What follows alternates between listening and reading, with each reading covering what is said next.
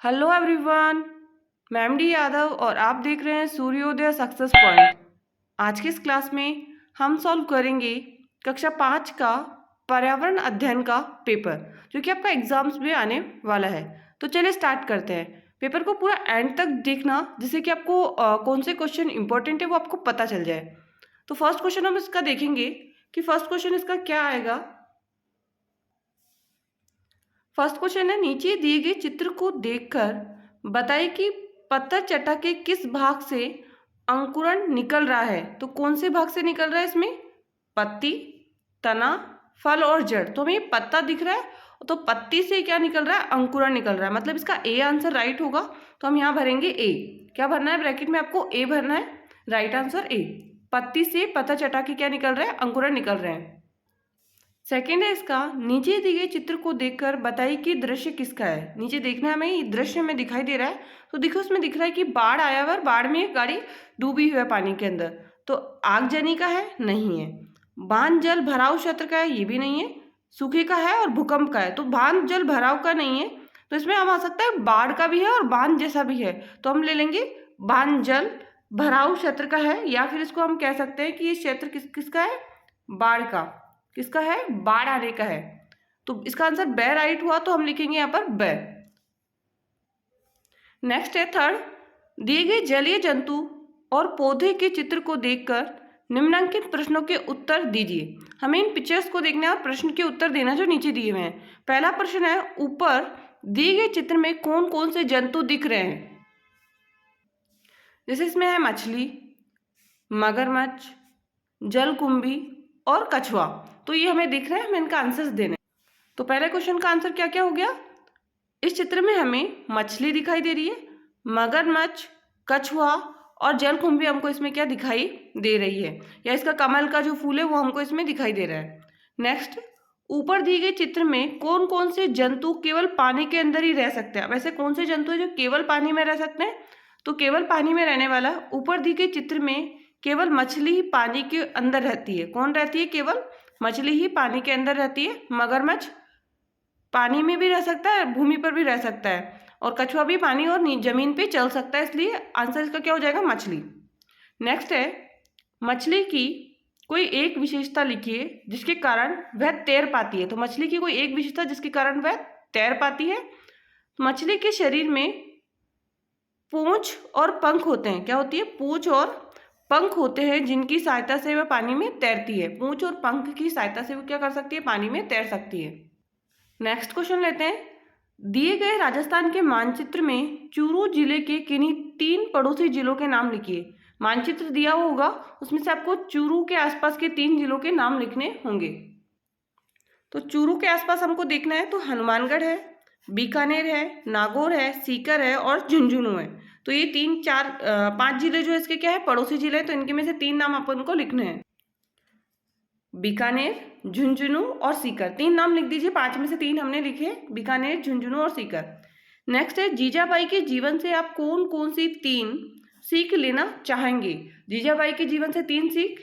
जीजाबाई के जीवन से हमें दृढ़ संकल्प का, अपनी संस्कृति के प्रति स्वाभिमान तथा देश के सम्मान की रक्षार्थ बड़े खतरे व चुनौती का सामना करने की सीख हम लेना चाहेंगे। तो 3 सीखें जो हमें लिखनी है, तो हमने 3 लिख दी। नेक्स्ट, इग्लू किसे कहते हैं? तो इग्लू किसे कहते हैं? बर्फ का जो घर होता है, बर्फ के मकान को इग्लू कहते हैं। बर्फ के मकान को हम क्या कहते हैं? इग्लू कहते हैं। नेक्स्ट है, बाढ़ से लोगों को होने वाले कोई 2 नुकसान लिखिए। तो बाढ़ से क्या क्या नुकसान हो सकता है? तो बाढ़ से घर की चीजें पानी में बह जाती है, वह खराब हो जाती है, पहला नुकसान। दूसरा है, बाढ़ से लोग बेघर हो जाते हैं, क्योंकि घर फूट जाते हैं, टूट जाते हैं, तो बेघर हो जाते हैं। नेक्स्ट है 7 नंबर क्वेश्चन, संयुक्त परिवार विषय पर आयोजित भाषण प्रतियोगिता में प्रतिभागी के रूप में संयुक्त परिवार के पक्ष में 3 वाक्य लिखने। हमें संयुक्त परिवार के पक्ष में क्या लिखने हैं? 3 वाक्य लिखने हैं। पहला होगा, संयुक्त परिवार में अधिक सदस्य साथ में रहते हैं, उनमें परस्पर सहयोग की भावना पनपती है। नेक्स्ट, बच्चों के पालन पोषण में सभी लोग सहयोग करते हैं। बच्चों के पालन पोषण में सभी लोग क्या करते हैं? सहयोग करते हैं। नेक्स्ट, संकट के समय सब सदस्य मिलकर समस्या का सामना करते हैं। संकट के समय सब सदस्य मिलकर समस्या का सामना करते हैं। तो ये हो गया हमारे इसके 7 नंबर के आंसर। अब नेक्स्ट देखते हैं 8 नंबर।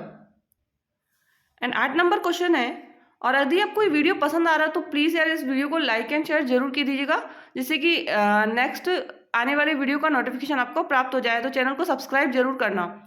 नेक्स्ट देखते हैं 8 नंबर क्वेश्चन। कृमि संक्रमण के बचाव के लिए आप करेंगे, कृमि संक्रमण के बचाव के लिए हम करेंगे बिना हाथ धोए खाना, बिना धुले फल एवं सब्जियों को खाना, स्वच्छ शौचालय का उपयोग। तो क्या करेंगे हम? स्वच्छ शौचालय का उपयोग हम करेंगे। तो इसका आंसर से था, तो हमने इसको ब्रैकेट में लिख देंगे 6 नंबर। Next 9 number question. निम्नलिखित प्रश्नों के उत्तर दीजिए। कोष्टक में दिए गए खेलों को छांटकर इंडोर खेल, इंडोर का मतलब जो घर के, मतलब घर में हम अंदर खेल सकते हैं। आउटडोर खेल तो मतलब होता है जो बाहर हम खेल सकते हैं, घर के बाहर मैदान में हम खेलते हैं। तो इंडोर खेल में हो जाएगा टेबल टेनिस, घर में खेला जाता है, और बैडमिंटन हम खेल सकते हैं अंदर। कबड्डी का मतलब हो गया आउटडोर खेल, हॉकी जो है हमें मैदान में खेलना होता है, और कबड्डी भी हम मैदान में खेलते हैं। नेक्स्ट है, वृक्षों को संरक्षित करने के लिए क्या क्या किया जाना चाहिए? वृक्षों को संरक्षित करने के लिए क्या क्या किया जाना चाहिए? फर्स्ट है, इसका आंसर देखते हैं। वृक्षों को संरक्षित करने के लिए मतलब पेड़ों को हम बचाव करने के लिए क्या क्या करें? तो उन्हें काटने से बचाया जाए। क्या करना चाहिए? काटने से उसे बचाना चाहिए। नए वृक्ष लगाए जाने चाहिए, नए वृक्ष लगाने चाहिए। उन्हें जानवर तथा कीटों से नष्ट होने से बचाना चाहिए। तो उसे जानवर से और कीटों से नष्ट होने से हमें क्या करना चाहिए? बचाना चाहिए। नेक्स्ट है 10 नंबर क्वेश्चन।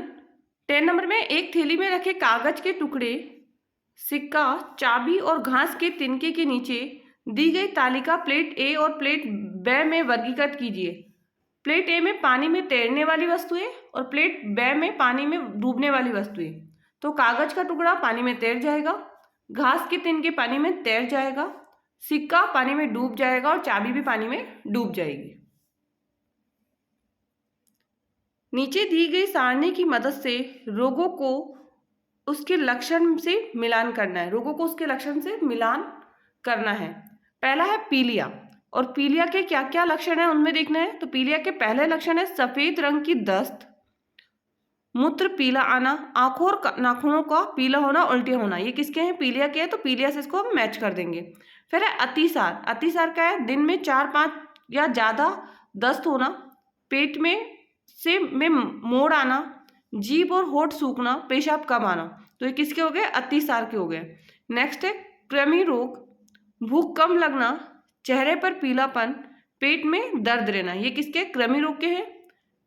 पोलियो, बुखार रहना, सिर दर्द, जुखाम, उल्टियाँ, हाथ पैर में अकड़न, बाद में पैरों से लकवा होना। तो ये सारे किसके हैं? पोलियो के निशान लक्षण हैं। नेक्स्ट देखते हैं। नेक्स्ट है पशुपालन को व्यवसाय के रूप में अपनाने के लिए किन किन पशुओं को पाला जाए और उन पर आधारित कौन कौन से व्यवसाय करने की सलाह देंगे? संक्षिप्त में लिखना है हमको। पहला है पशुपालन को व्यवसाय के रूप में अपनाने के लिए गाय, बैल, भैंस, घोड़ा, ऊंट, बकरी, भेड़ आदि पशुओं को पाला जाना सकते हैं। पाले गए जानवरों के आधार पर निम्न व्यवसाय हम कौन कौन से कर सकते हैं? तो गाय, भैंस, बकरी आदि जानवरों को पालकर डेयरी व्यवसाय किया जा सकता है। नेक्स्ट है बेल, ऊंट आदि से कृषि कार्य व बोझा ढोने का कार्य किया जा सकता है। तो ये हो गया हमारा सेकंड। थर्ड देखते हैं भेड़ पालन से ऊन व्यवसाय कर सकते हैं। नेक्स्ट है घोड़े पालकर तांगा चालन, घुड़दौड़, खेलों के लिए घोड़े उपलब्ध कराना आदि व्यवसाय किए जा सकते हैं। नेक्स्ट आ गया फिफ्थ वाला, जानवरों के गोबर से खाद तथा उपलों का व्यवसाय हो सकता है। तो ये सारे इंपॉर्टेंट है जो हम कृषि कार्य में यूज कर सकते हैं। रात के अंधेरे में बिना किसी वस्तु से टकराए आसानी से उड़ सकता है तो कौन है? कबूतर, तोता, गोरैया और चमगादड़। तो कौन सा होगा इसका आंसर? चमगादड़ द आंसर होगा, क्योंकि चमगादड़ रात के अंधेरे में उड़ सकता है। नेक्स्ट है पेट्रोलियम को रिफाइनरी में शुद्धिकरण करके कौन कौन से पदार्थ प्राप्त किए जाते हैं? तो पेट्रोलियम को रिफाइनरी से शुद्धिकरण करके अनेक पदार्थ प्राप्त किए जाते हैं। इनके नाम है पेट्रोल, डीजल और मिट्टी का तेल। हमें भूख लगने पर भोजन करते हैं। भोजन पचने की प्रक्रिया का वर्णन हमको करना है। तो भोजन पकने की प्रक्रिया होती है, तो हम भूख लगने पर भोजन करते हैं। मुंह से में भोजन दांतों से चबाया जाता है। मुंह में मौजूद लार में पाचक रस होते हैं जो चबाने पर भोजन में मिल जाते हैं। मुंह से भोजन नली द्वारा आमाशय में जाता है। यहाँ भोजन में आमाशय रस स्त्राव होता है।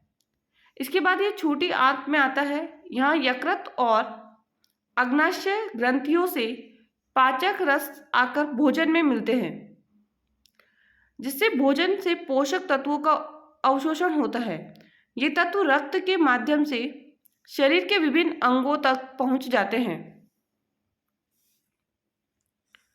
जिससे भोजन पोषक तत्वों का अवशोषण होता है। ये तत्व रक्त के माध्यम से शरीर के विभिन्न अंगों तक पहुंचाए जाते हैं।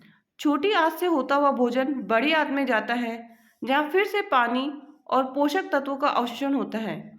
इसके बाद शेष बचा भोजन मलाशय में एकत्र होता है, जो मल द्वारा बाहर निकाल दिया जाता है।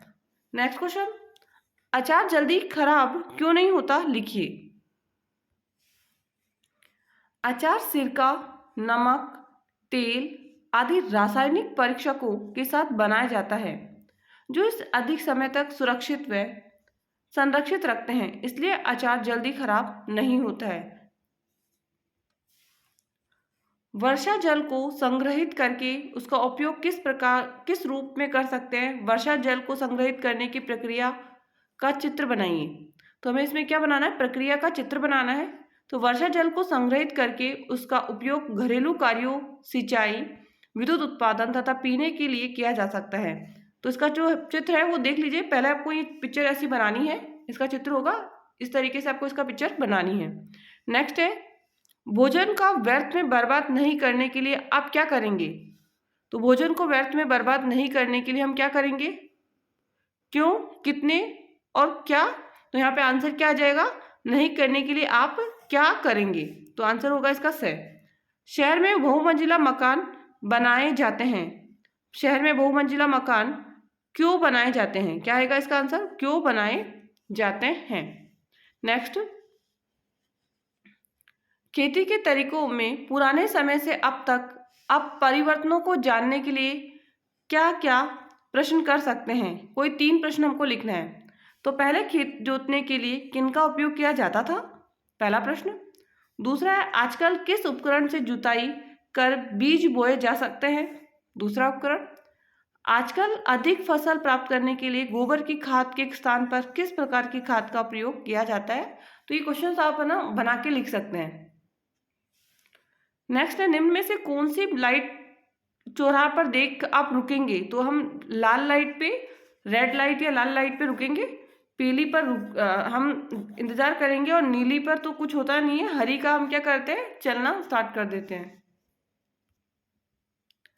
पानी के प्राकृतिक बहाव क्षेत्र में अवरोध आने पर आपदा आएगी। पानी के प्राकृतिक बहाव क्षेत्र में अवरोध आने पर आपदा आएगी। बाढ़, भूकंप, आगजनी और तूफान। तो जब उसका प्राकृतिक क्षेत्र का जो बहाव क्षेत्र है वो अवरोध हो जाता है, रुक जाता है, तो उससे क्या आता है? बाढ़ आता है। नेक्स्ट, नशा करके गाड़ी चलाना जोखिमपूर्ण है, कैसे? लिखिए। नशा करने पर मस्तिष्क की चेतना पर विपरीत प्रभाव पड़ता है। इससे चालक की सजगता कम हो जाती है और दुर्घटना होने की संभावना बढ़ जाती है। इसलिए नशा करके गाड़ी चलाना जोखिमपूर्ण है।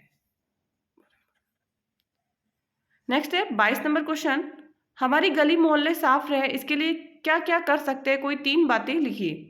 तो हमारी गली मोहल्ले साफ रहे इसके लिए हम निम्न कार्य कर सकते हैं। पहला, गली मोहल्लों के लोगों को गंदगी से होने वाली बीमारियों से हम जागरूक करेंगे, जिससे वो गंदगी नहीं फैलाएंगे। गली मोहल्लों में कचरे को उठाने की व्यवस्था करना तथा वहाँ नियमित झाड़ू लगवाना। दूसरा, थर्ड है, यहाँ जगह जगह पर कचरादान रखवाना तथा इनका उपयोग करने के लिए लोगों को प्रेरित करना। नेक्स्ट देखते हैं सेकेंड नंबर,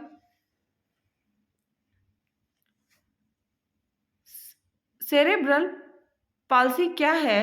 सेरेब्रल पाल्सी के मरीज किन परिस्थितियों से गुजरते हैं?